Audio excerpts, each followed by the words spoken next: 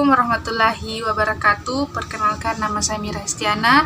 Saya mahasiswi program studi Pendidikan Bahasa Indonesia semester 6 di Universitas Madako Toli-Toli. Pada kesempatan kali ini saya akan sedikit menyampaikan mengenai kritik sastra. Yang pertama, apa itu kritik sastra?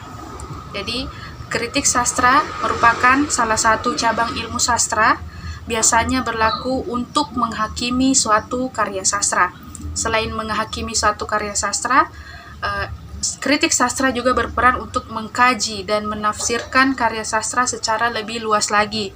Seperti yang sudah disinggung, kritik sastra umumnya dilakukan oleh kritikus sastra. Selanjutnya di sini ada kritik sastra menurut para ahli. Yang pertama, H.B. Jazin. Menurut H.B. Jazin, kritik sastra adalah pertimbangan baik dan buruknya suatu hasil kesusastraan. Kemudian menurut Widya Martaya dan Sudiyati, pengertian kritik sastra adalah proses pengamatan yang teliti, perbandingan yang tepat akan sebuah karya sastra, dan pertimbangan yang adil terhadap baik dan buruknya kualitas nilai dan kebenaran suatu karya sastra. Selanjutnya adalah fungsi dari kritik sastra. Diciptakannya kritik sastra terhadap suatu karya sastra tentu tak lepas dari fungsinya. Fungsi utama kritik sastra digolongkan menjadi dua, yaitu yang pertama bagi pembaca dan yang kedua bagi pengarang atau penyair.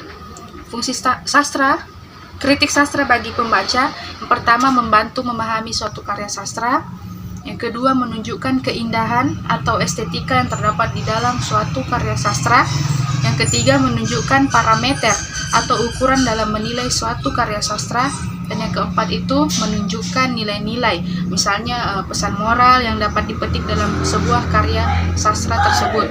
Kemudian fungsi kritik sastra bagi pengarang itu, yang pertama mengetahui kekurangan dan juga kelemahan karya, yang kedua mengetahui kelebihan karya, dan yang ketiga mengetahui masalah-masalah yang mungkin akan dijadikan tema di dalam tulisannya.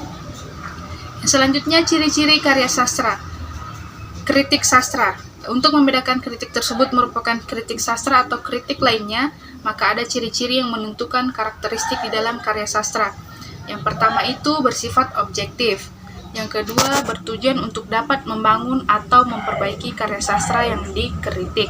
Dan yang ketiga, menjadi bahan acuan untuk dapat meningkatkan kreativitas pencipta sastra tersebut. Mungkin hanya itu yang bisa saya sampaikan pada kesempatan kali ini. Lebih dan kurangnya saya mohon maaf. Saya akhiri, wabillahi taufiq wal hidayah. Wassalamualaikum warahmatullahi wabarakatuh.